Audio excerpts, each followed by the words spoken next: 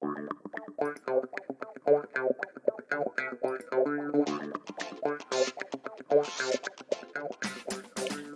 you know that E3 stands for Electronic Entertainment Expo, which consists of 3 letter E's?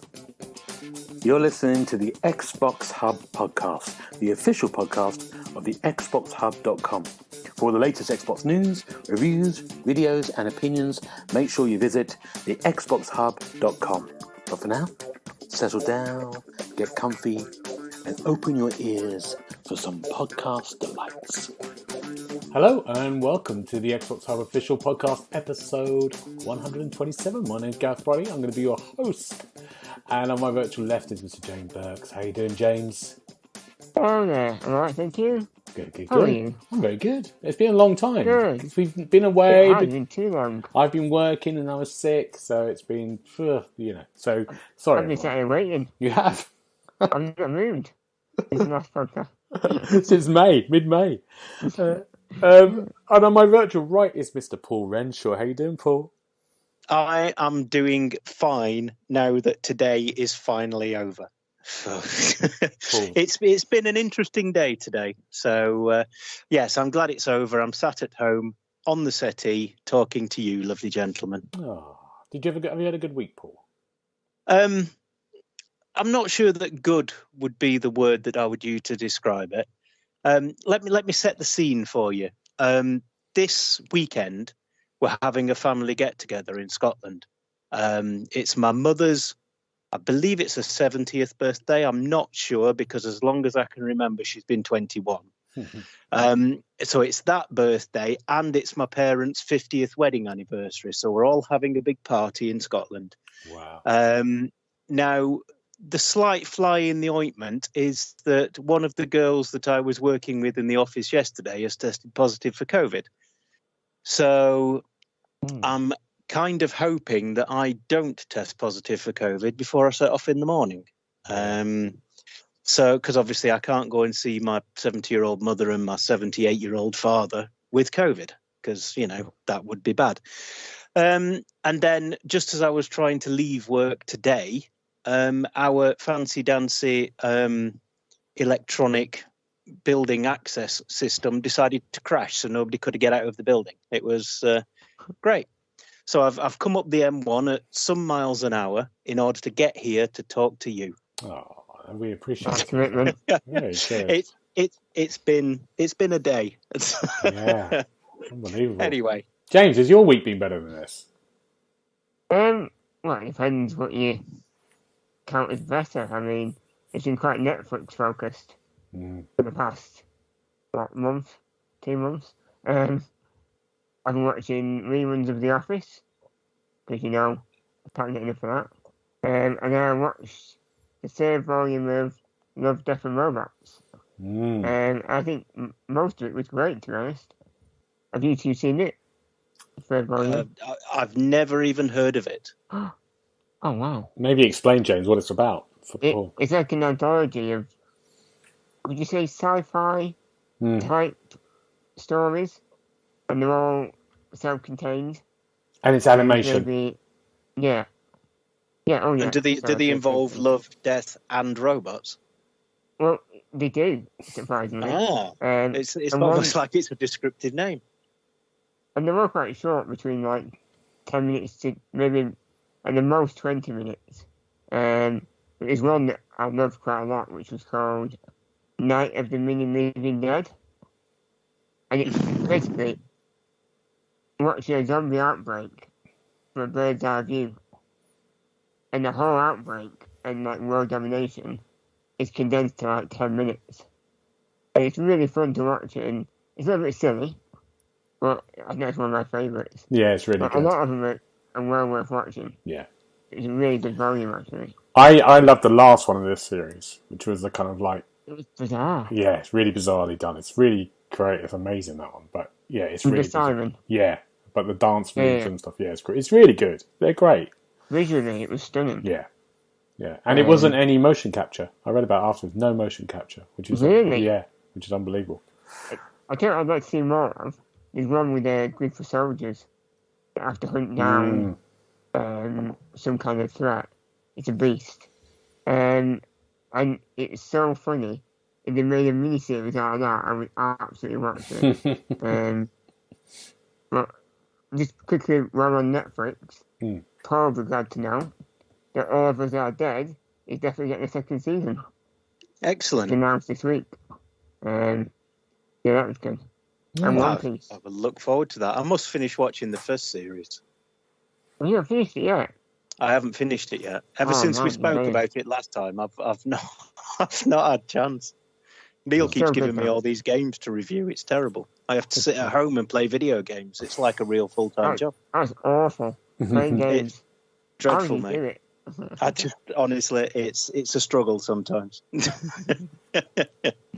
Now, this week, I've been out twice midweek, would you believe? No way. Yeah, for the Xbox Hub.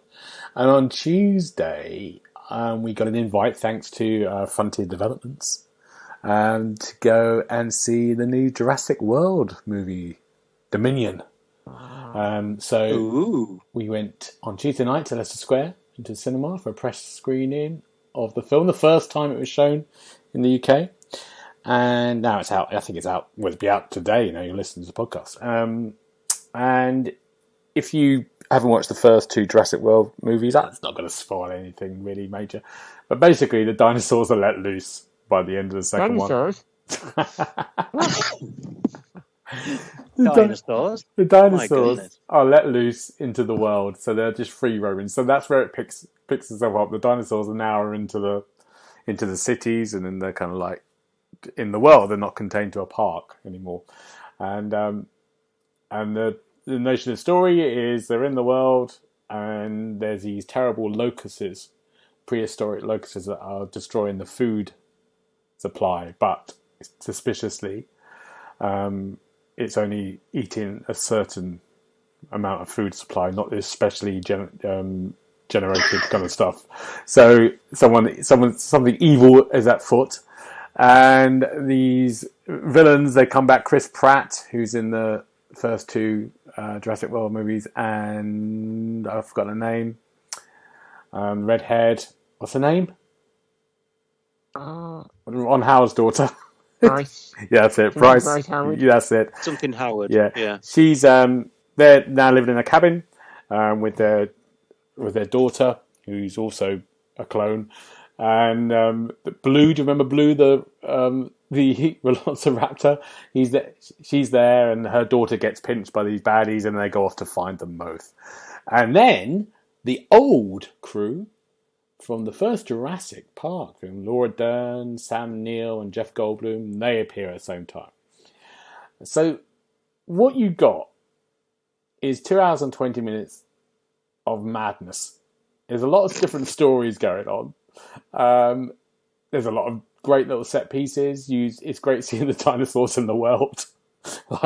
There's a whole section in Malta, which is quite funny. And so they're just roaming around the world on top of, skyscrapers and stuff, and he's going around. And then the first half of the movie kind of deals with that, and the second half of the movie puts all these major characters from both franchises together, basically in another kind of Jurassic Park-y type environment. I really enjoyed it. It's really good fun. It was good fun on the big screen. Some great set pieces. It's stupid as hell. Jeff Goldblum's funny again when he appears. It's corny. There's some kind of dodgy moments, but I think they reference that as well. It's got really split on the reviews. Some people have enjoyed the fun take of it. Other people have given it like 1 star and said this has got to end. And I think this is probably the end of both those franchises. They'll probably start again with something else. But yeah, it's fun. It's a fun movie to go and see at the cinema. I really enjoyed it. I can imagine watching it at home. But yeah, Jurassic World Dominion. So thank you to Frontier Developments for letting us go and see it. Any questions, you two? How many stars did you give it? If it was out of 5, maybe I'd give it a 3.5. Because I had a lot of fun. Out of 6? Decent then. Well, God, what if it was out of 10? Oh my word, 7.5. Yeah, I'll go for 7.5. 7.5 is 7 out of 10. Oh, it's a 7.5 out of 6. Yeah. Brilliant. Brilliant. There you go. I have one question. Yeah. What's your favourite dinosaur? Oh, there were so many. That was another thing. Just seemed to be millions of dinosaurs. It felt like a film that was being made by the fans. It was like, let's just put everything together. You know, all the dinosaurs. Yeah. There's some very cute ones in here as well. At one point, it feels like you're in a Star Wars movie. Anyway, I'm not going to spoil anything. But yeah, all of them. The T-Rex, Excellent. maybe, I don't know. It sounds like a health and safety nightmare. I mean, can you imagine just driving around the corner in your car and crashing into a Triceratops? I mean, what are you going to put on the insurance for? This is my thimble. People, when they were in the cities and everywhere else, people were just still going out doing this normal day to day. I was like, I wouldn't go out of the house. I'm just going to the shops. Yeah. Mind the T-Rex. Yeah. Yeah. Madness. Crazy. Good. So that's a week. Now we're going to just talk about some games. I'm going to talk about another event too. I won't talk. Yeah, I'll wait because it'd just be too much of me. But I'll talk about There's that no in a such second. thing as too much of you. Too much. But we're going to talk about the state of play that happened maybe a week ago, 2 weeks ago. Last week, I think. Last week, and it's the PlayStation State of Play. But the reason, there's good reason to talk about it here is because really there was no first-party stuff. It was mostly third-party stuff. So that's coming to both consoles. Let's just talk through a couple of the ones. The big kind of reveal was that we knew was coming, the Resident Evil 4 remake that's coming in March 2023 to PlayStation and Xbox. Who's a Resident Evil fan here? I know James isn't. Paul, you a Resident Evil fan? I can't remember. I am. Yeah. Oh, yeah, I've played 4 back in the day and really enjoyed it. So, yes, absolutely. I'm quite excited about this. Yeah. I'm glad to see that they haven't made Leon walk any more realistically than they did in the old PlayStation 2 version. But so yeah, I'm quite excited about this. This was the first one where they went sort of actiony, wasn't it? Yeah. They got rid of the old fixed camera views and everything else. So yeah, it's like a turning point. But I must admit, the question that sprung to my mind is, when are we going to get a Code Veronica? Well, this is what all the fans are all shouting for, and they want to go. Yeah. I mean, it's working for them. Resident Evil 2 remake was really good. I really enjoyed that, and I couldn't really remember the second game. I played it back in the day. It was such a departure. There was lots of things that were different. I think the Resident Evil 3 remake it got a bit more criticism. It was quite short, wasn't it? Apparently, and I think Richard reviewed it for us, maybe, or maybe you did, Paul. Did you? No, it wasn't me. Yeah. But yeah, this one is the game that everyone loves, Resident Evil 4. So, yeah. Not everyone. Well, not you don't like it, James. Well, most I played people, it. James. Yeah. Most Have you people. played it? It's the first one that I played. Wow. Yeah. What did you think of it? Well, safety in numbers. I played it with a friend. Right. Well, I think I played the first 3 hours 4 times because it kept corrupting the save file on the memory card. I enjoyed the first 3 hours of the game. It's good. It's very, very scary. Running around that village trying to ring the bell. That was them with the days. Yeah. It was like stuck in a nightmarish loop. Yeah. I was thinking, I'll wake up soon and I'll have to do this again. I still did it. It's mad. I wrote this in a review recently about games you just carry on playing even though it's broken. The original BioShock, the disc I had, made the game go at half speed, and I still played it all the way through. Madness. I mean, I'm gonna get it. I really like the way they've done these remakes. I really like Resident Evil Village and just the way it looks. So yeah, it's good. Coming in March. They seem more than just a remaster, don't they? Definitely. There's more to them. They're definitely a reimagining, shall we say? Yeah. Which just makes it fresher. Street Fighter 6. That's also coming to the Xbox as well. Paul and James, I think both of you really like these, don't you? I do. I'm a big fan of a fighting game, and I was saddened to see that 5 didn't come to the Xbox. So seeing that 6 is coming has made me a little happier. Although I'm not fully on board with some of the graphical choices, because Ryu now looks like he's been. I don't know what he's been doing, but whatever The Rock does, it looks like Ryu's been doing it, because he is enormous. And Ken looks like somebody's homeless granddad. So, yeah, I'm not completely sold on the new character designs, but the fighting action looks like it's going to be as bonkers as ever. Right. Okay. Yeah, it does. I mean, is it the same kind of visual design as number 5 or number 4? that kind of cartoony. Yeah, it's always been kind of cartoony, hasn't it? Would you say, James? It's more sort of an anime style. Yeah, it's gone a bit youth, hasn't it? So that's the first thing I noticed was a bit. But the other thing I thought was it seems to have some kind of open world component, doesn't it? From what you saw in the gameplay, it was wandering around looking for fights. So that's a bit of a departure. Yeah, I did see that. I wondered what it was first of all. Yeah, I mean, they do it really well. I think I read somewhere that you can pull faces when you're playing online, different kind of expressions of anger or disgust. I think. What time are you now? Just like in real life or in the game or what? I don't know. I mean, I don't think I've ever played.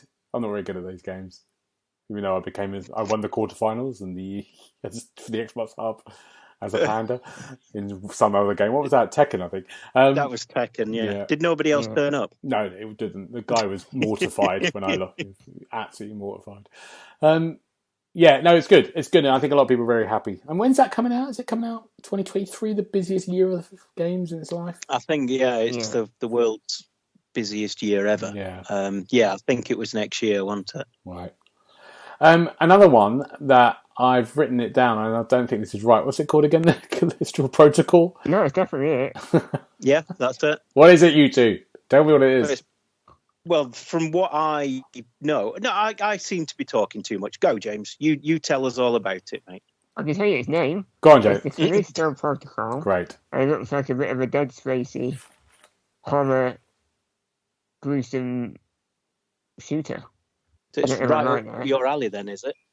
Yeah, I mean, I literally winced when that guy walked past the body and the eye moved, and the eye just followed him. I thought, Jesus, turn this off. I should look away. That is the creepiest trailer I've seen in a while. It's not for you, is it, James? It did look good. It is. No. It is by one of the Dead Space team, I was going to say. I think it's by one of the Dead Space peeps, one of the original people who did the original game. And it looks brilliant. It looks gory and all the things that I really like to help me wind down when I can't get out of work. And the good news is, Paul, it's coming this year. Cross fingers, maybe. That is good news, Gareth. Yeah. It's got a release date of December or something. Is it December the 31st? No, what is the date? December the 31st at 11:50. Yeah. Which is great, as so many stuff has got delayed. But big AAA game coming then, which is going to be really exciting. So, it's going to be quite a little horror, because we're going to have Scorn probably is going to come. We might find out about that in the next couple of days. But it's going to be, and then I think the Dead Space remake is coming out in January 2023. So James will have all of the games to avoid. Yeah, just have to hide on the sofa for 3 months. I don't know why they're putting all this money into horror games. Why can't you just do some more Match 3 games? That's what the world is crying out for. How about a horror-themed Match 3 game? Now we're talking. It's a money maker.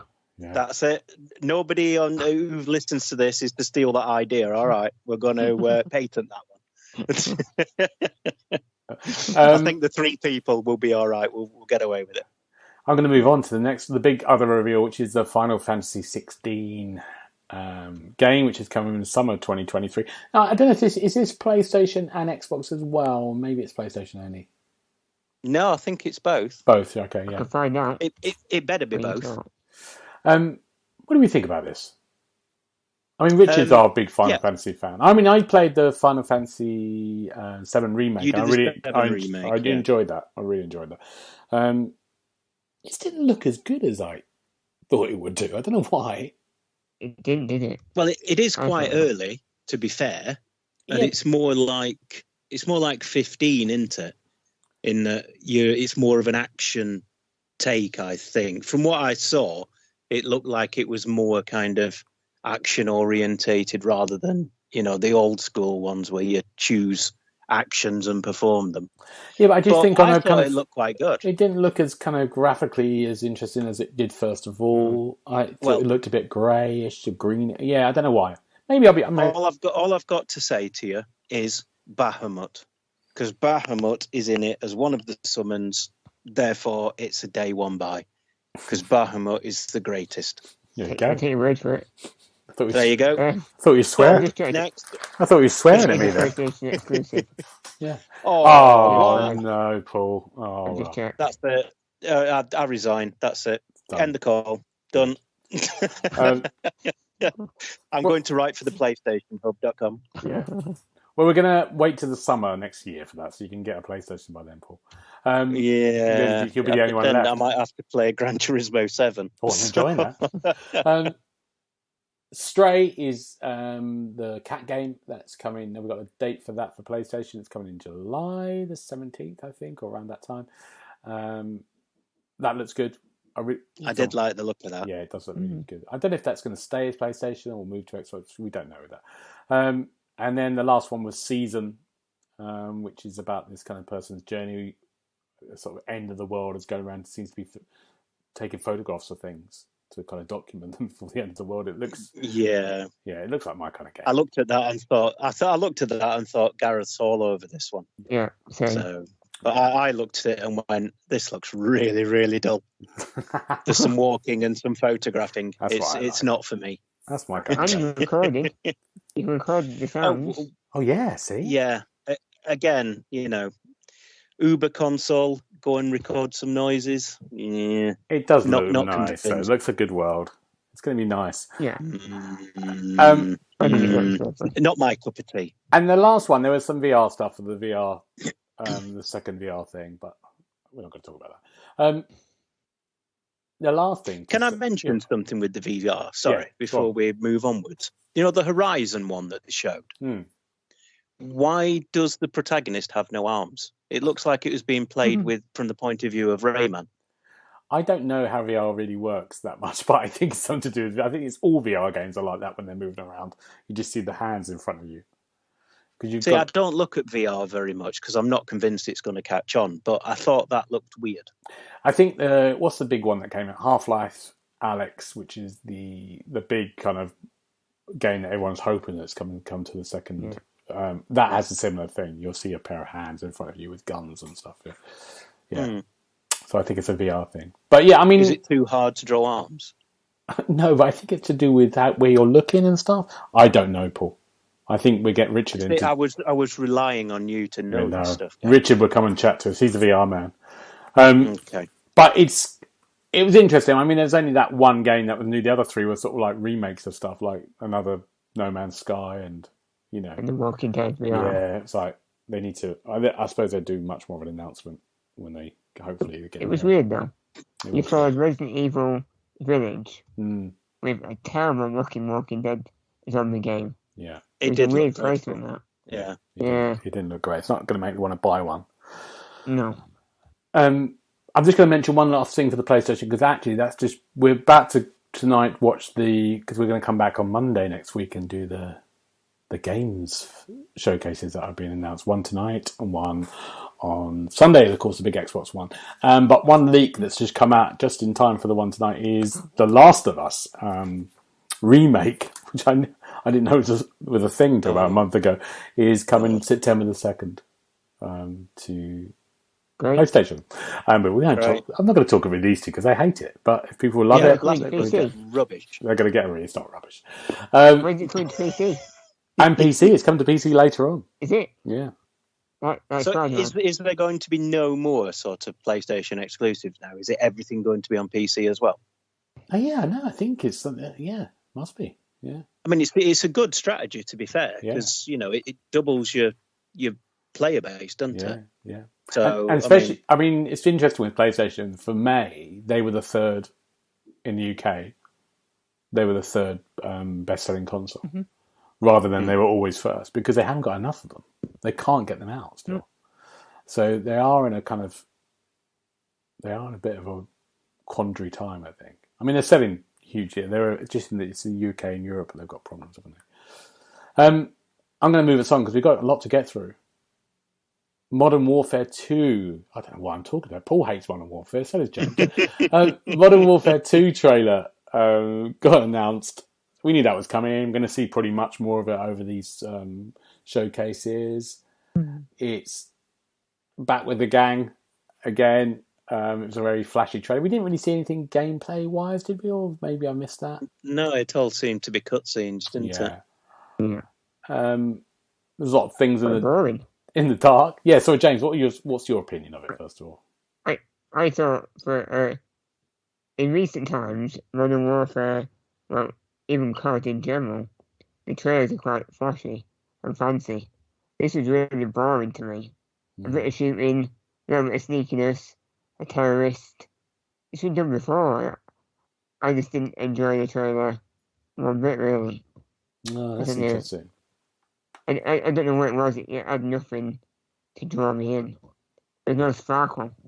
No pizzazz. You know what I mean? That's what people look for in a COD game. They want sparkle and pizzazz. It's the nice rainbow uniforms and stuff. Brilliant. Oh, fabulous, darling. I'd love to see it. Little dance routines. I think make a statement. Yeah. Now you get James on board. Paul, is there any point asking you what you thought? Because you don't like COD. Well, I don't necessarily not like COD for COD's sake, if you like. And I remember playing the original Modern Warfare 2 on the 360, and I quite enjoyed it because it had a proper campaign and everything. So that was good. It looks okay. I mean, it looks very sort of, like James said, it's a bit generic shootery at the moment. There weren't any of the missions that made it stand out from the original one. I think I read somewhere as well that they're going to cut out all of the content that might be a bit upsetting for people. So like in the original one, wasn't there a mission in an airport? Am I thinking of the right game? Yeah, you are. But this isn't a remake of the Modern Warfare 2, is it? This is a... I don't know. It's the same people, isn't it? Yeah, but it's a reboot, isn't it? This is what I'm confused with. I thought it was... Because Modern Warfare came out again, didn't it? The problem is they've just literally started again, but so hang on. They've used the name again, but it's nothing to do with the original Modern No, Warfare. There's some characters come back, but it's like, they're older and stuff, so like... Well, that isn't explained in the trailer, and it's nonsense. So in Modern Warfare that came out a couple of years ago, that I think it follows on from that one. So that Modern Warfare was nothing. I didn't play it. Was it nothing to do with the original Modern Warfare? Yeah, you had characters that appeared again who were from the original ones, but it wasn't like a reboot. It wasn't a remake. We were 10 years on, wherever it was. It was a reboot. No, it wasn't a reboot. It was like a different story. It was just a different game with the same name, just to confuse things. Yeah. It's like Resident Evil 2 not being set in Raccoon City, maybe. Yeah, maybe. So, bonkers. Bonkers, Gareth, and it's absolute nonsense. If you can't think of a new name for a game, just call it generic military shooter. Present Warfare. I like that. Present Warfare, yeah. Present Warfare, yeah. Yeah. I always like, for some reason I end up reviewing these games for us for some mad reason. And the campaign I always love. Campaign I always have a good time with. Even the one that got sold nothing last year, the World War II one, it's great. The campaign was brilliant. It was, and the Modern Warfare, the one that happened a couple of years ago, again was a really good campaign. It was really interesting. It did look great. I'd be interested. I'm not interested in multiplayer anymore at all. So we'll see. We'll see. It's coming out in October anyway. Now the big question is it coming to? Will Xbox have? Will it come to Game Pass? This one. That's a good question. And maybe we'll find that out. They need to, don't they? Yeah, they do. They do. Good. I'm just going to talk to you quickly about. I went to another event yesterday, and I went to the press screening. Not a press screening; it was like a launch party of The Quarry, which is Supermassive's game that's coming out on Friday. And The Quarry is more for the last few years. They've been doing their anthology, which is like every year they've had a kind of like, I think maybe they've done 4 or 3. They've done. Man and Medan was the first one, and Little Hope. They've done these kind of like little contained the story is 4 to 5 hours of what they do, which is like a. How do you describe what they do? I suppose it's like sort of horror games. Yeah, horror games, and you make your own choices. But they've in the games before they did one. They started with one called Until Dawn, which was the first one that got their prominence, and that had like it was about teenagers who all sort of like going to a party, and then they all get knocked off one by one. And this is almost like it's not a sequel to that, but it almost is like its own game. It's another big game like that. So rather than 4 to 5, it's got a bit more of a chunk of gameplay. Probably about 8 to 10 hours, and a full price game. And we got to go to the launch party. It's like a horror game as well. It's about a group of teenagers who are out, and then terrible things starts to happen. So at the launch party last night, it was basically did terrible things happen? No, it was in London on a kind of rooftop bar, trendy rooftop bar. I was the oldest. I was the oldest person there. I think I was so old. I think people were looking at me going, "Is he the accountant from Supermassive?" Who's brought their dad? Yeah, it was a bit like that. Everyone was in their 20s because it was like trying to invite all the sort of like celebrities or people with. That's what it was. I don't think some people didn't know what a game was. This was sum it up for you.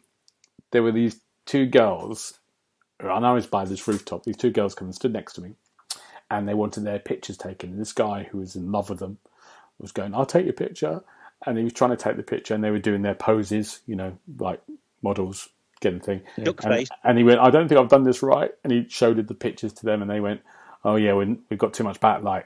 And then out of their bag, one of them pulled out a light. Oh, for God's sake! And it got the guy to hold the light while they took the pictures. So that was it was very funny. So that was the kind of where I was last night. I felt very old. And why did you make any kind of comment when this was going on? No, I just watched and smiled at this guy. This is why you get to go to these things and I don't, because I would have been stood there going, "What are you doing? Put that away." But I did get to. They had 4 screens with the game on, and they had 2 actors kind of walking around, pretending to be sort of like hillbillies who are going to murder you, and they were really good. They looked frightening. And they would sort of like just be by the bar and just watch you for ages. And then, it was very weird.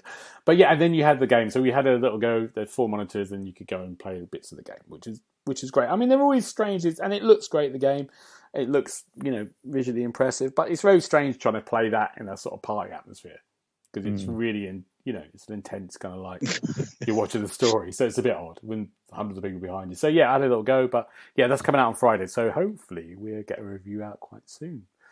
It does look very good though. Now we've got a couple of other just bits of news before we go into games. Now this is for James really as well. There's 2 little videos. For me? Yeah. James, I sent you a little trailer, didn't I? Max 3? It's better than that. It's Project M. Tell us about Project M. Oh, yeah. Well, I mean, it's a interactive movie game from a Korean developer studio called NC Soft. And they released a Unreal Engine 5 trailer showing like behind the scenes and the development stages of it. And it looks stunning. And they've really captured the settings, like the Korean back streets and the hospitals. It looks spot on. And there'll be a lot of QTs in it, a lot of choice-driven moments. A little bit, I think, like what's that PlayStation game? It's like an interactive movie. Quantic Dream Heavy people. Rain. Heavy Rain, those type, the Quantic Dream people. Yeah. I think it was very similar to that, but it looks fantastic. It's about a man that seeks revenge for the death of his wife, I think, going off the trailer. We don't know when that's coming out, or we don't even know its name. It's Project M. But they seem to do some good work with it. So keep an eye out on that one. You like the look of it, Paul? I thought, like James said, the graphics were stunning. When he was chatting to his wife, the look of her face was just unbelievable. I mean, it was like a movie. But yeah, I mean, it looks really good, and I like the premise of it, where if anything was to happen to you, would you want me to get revenge? And she says no. And then it appeared from looking at what he was doing when he was fighting that fella, he was going to do him in. And then he could hear her saying and decided not to. And then, so yeah, I mean, it looks intriguing. I'd need to see more of the actual gameplay, but the graphics look amazing and it's got a very interesting premise. Yeah. I mean, it's really amazing to see this. We're seeing loads of kind of Unreal Engine 5 stuff starting to come through now. And we're seeing lots of what, amateur developers have done with the what's it called, the little demo they released. And, it is really amazing. There's a YouTube clip I shared with you two, which is about if you go to YouTube and just type in Japanese station Unreal Engine 5, there's a little kind of 2-minute clip of a sort of Japanese station, like underground, like an overground station, and going up the walls. It's just kind of visual, and that looks unreal, doesn't it? I see what you did there. Was that a pun? I know, very good, wasn't it? But if you didn't know it wasn't real, and you'd think it was real, and no one told you, you're like, well, that's a nice little station. Yeah. Why are we looking at footage of a Japanese station? Yeah. I mean, it's gonna. It's going to be amazing, isn't it, to see these kind of like, hopefully we might see a game quite soon. We'll see with the Xbox stuff, but yeah, they're really astounding kind of like, you just want to be in those environments just looking. 2 news stories that came out today. I'm going to cover these briefly. The first one is the idea that Xbox Game Pass, that you'll be able to play on your TV without having the console. Oh, yeah. What do you think about this? So the idea, I think it's a Samsung, is it? Samsung TVs? It's a Samsung TV currently, yeah. And that's going to start in June, isn't it? I was wondering if this takes off, then there could well be like a thing for, like the Fire Sticks for giving Amazon Prime to ordinary tellies. Yeah. I was wondering if there'd be a market for that kind of thing, just to allow you to stream Xbox games on your TV. So, but yeah, I mean, it sounds interesting. I just worry that, is it going to push people away from buying a console? I mean, is that their long-term goal? That's what I'm interested in. Is it shooting themselves in the foot? I mean, is that what they want to do long-term? Is the idea that they just want to get rid of the console completely? It always used to be that, I mean, this was going back to the old days, but it used to be that they never made money on hardware, didn't they? They always made the money on the software. Yeah. I don't know if that's still the case these days, but if it is, that would certainly, especially if there's going to be a monthly fee to use this service, then, it's like basically money for nothing, isn't it? So, have any of you had a go at doing any cloud gaming on your other console, on your mobile? I haven't tried it on my mobile. I do it on my laptop at lunchtime at work all the time. And it's all good? Works great? It's brilliant. It's fantastic. I mean, we've got very good internet at work. But I've never had any problems, even playing things like Forza Horizon 5. It just streams and plays beautifully. James, what do you think? Do you think it's a good idea? I wouldn't personally use it, but I can see why, especially in a family setting, having a TV with Xbox and Game Pass built into it would be very, accessible for everyone. I think it would be good for the family.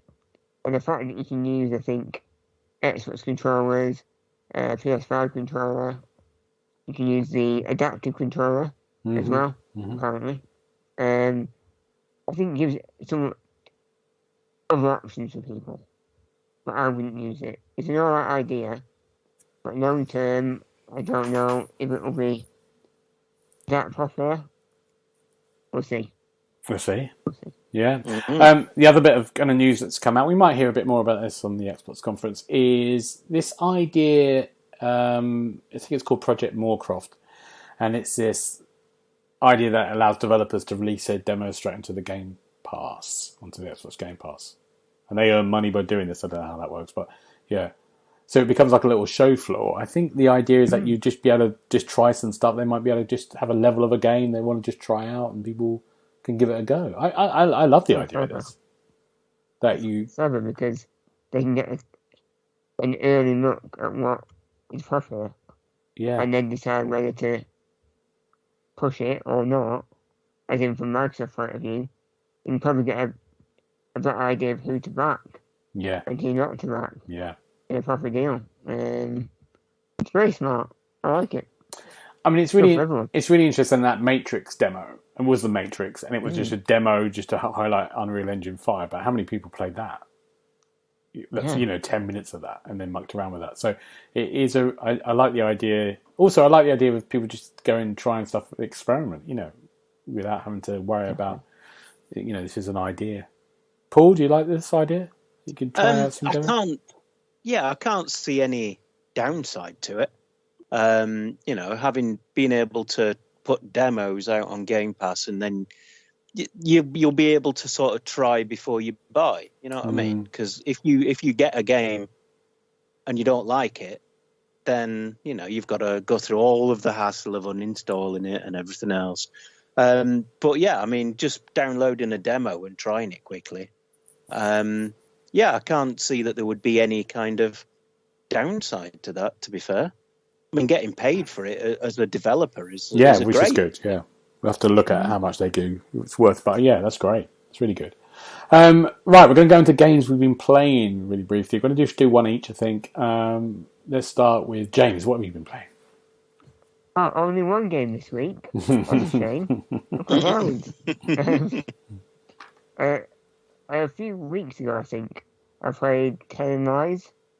I wasn't really impressed with it. And it's by Sam Barlow. But this week, I got its first game, which is Her Story. It's on Game Pass for PC. Right. And it's an interactive game very similar to Telling Lies, where you need to search a database to find clips. And the story follows a missing person, and all these clips are interviews with a woman who's somehow related to the case. So you have to search certain words to get different interviews to come up. It's a little bit messy, because you watch a lot of clips out of sync. And that's what I don't like about Telling Lies. Because there's only one story and one character, it's a little bit easier to follow. Right. I'd say it's a good 5 hours worth of footage, and you keep searching and watching. And the story itself is quite interesting. There's a couple of twists and turns. I wouldn't have seen coming. But yeah, it's more about, if you've got the effort to put in to do a bit of digging, as in to search through the clips and find new ones, it's good. It's a good game.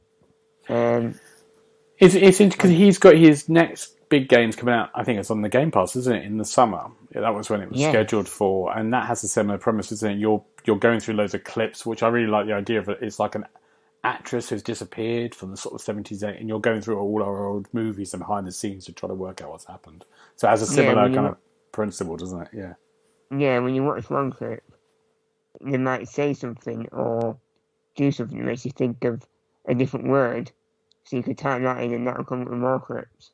Like I said, it's a little bit all over the place. Because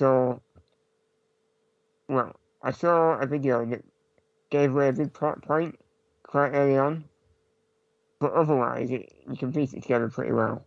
Actually, it's on Game Pass. Why isn't it on the Xbox, I wonder? Maybe they just haven't. Because it sounds dreadful. Were you playing this as a dare? James, I'm with you. You know I'm with you. I was playing it because I had to find the game for this week.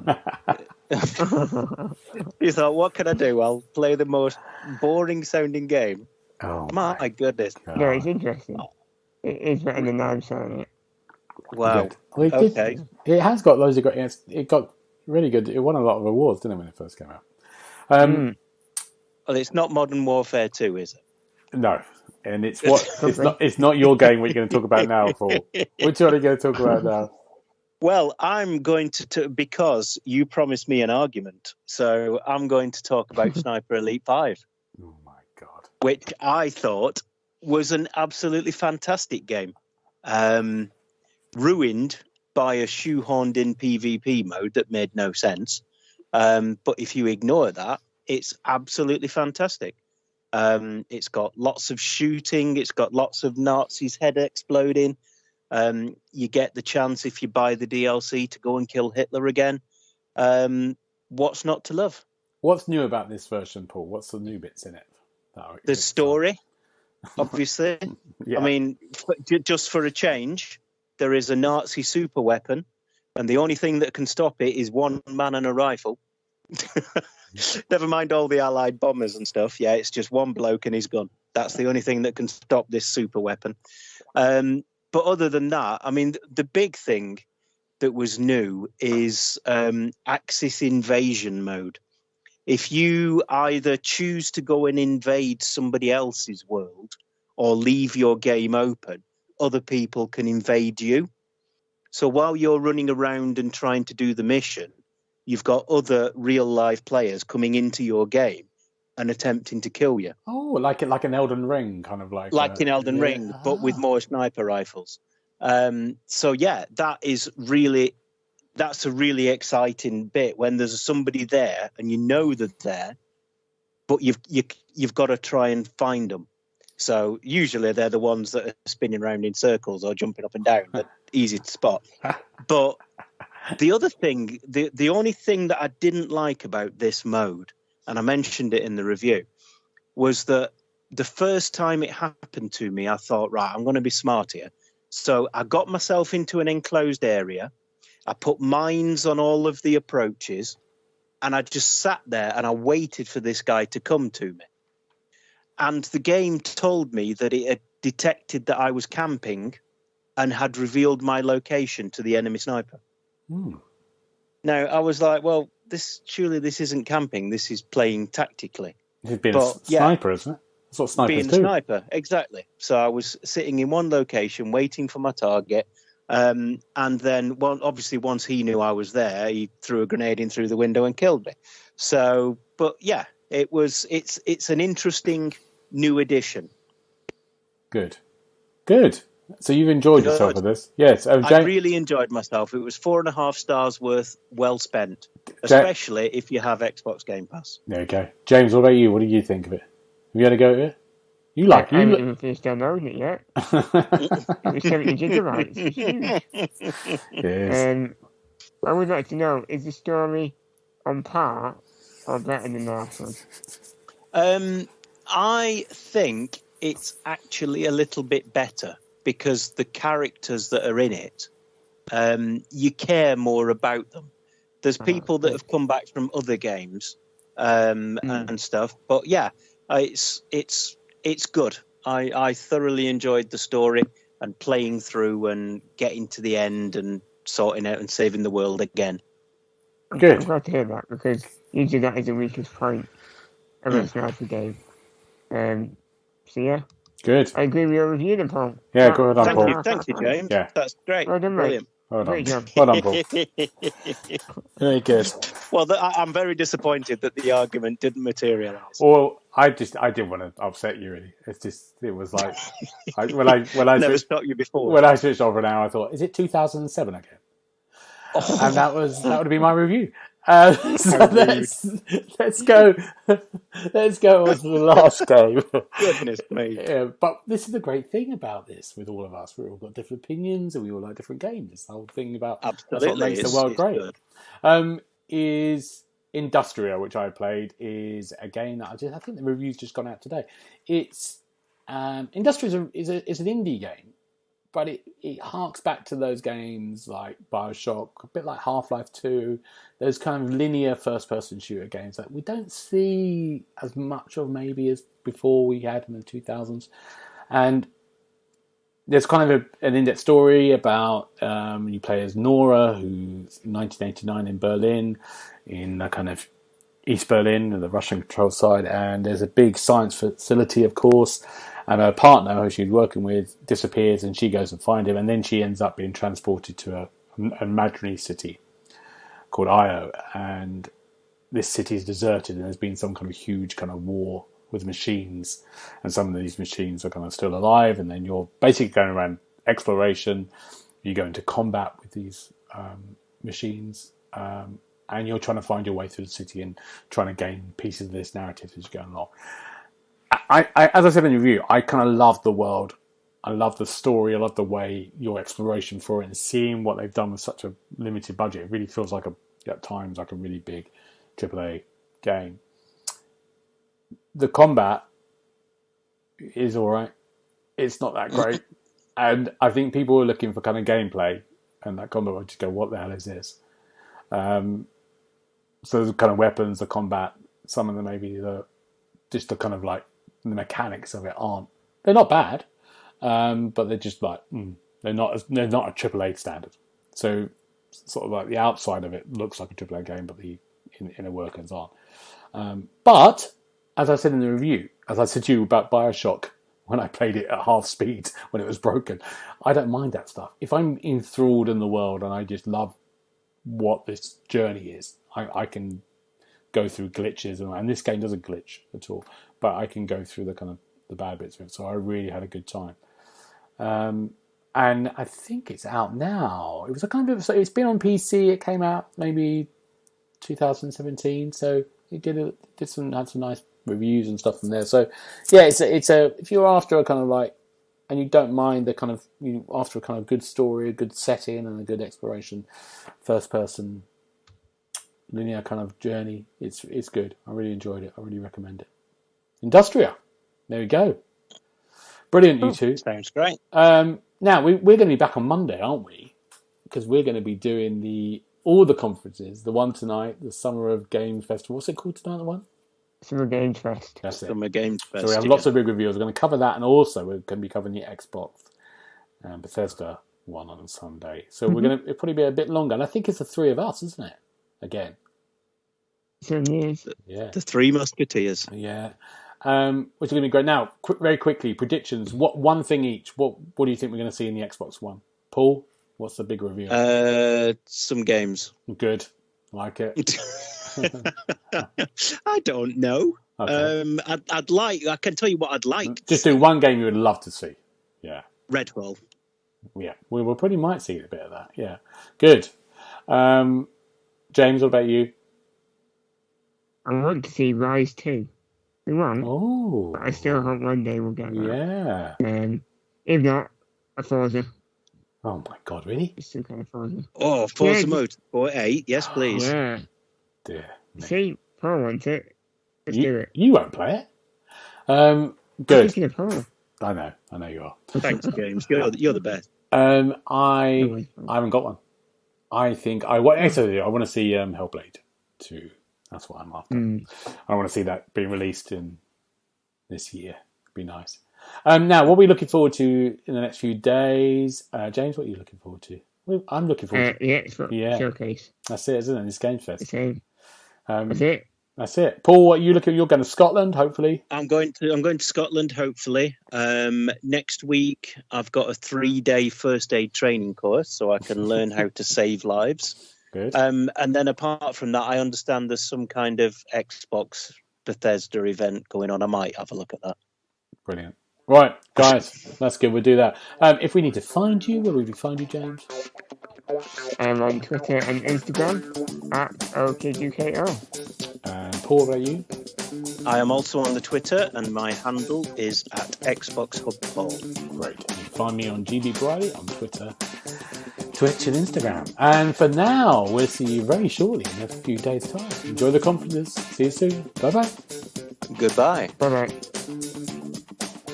You've been listening to the official podcast of TheXboxHub.com. You had found all the notes of the show at www.thexboxhub.com/podcast. You can also check out our social feeds on Instagram and Twitter at The Xbox Hub, and search for The Xbox Hub on Facebook.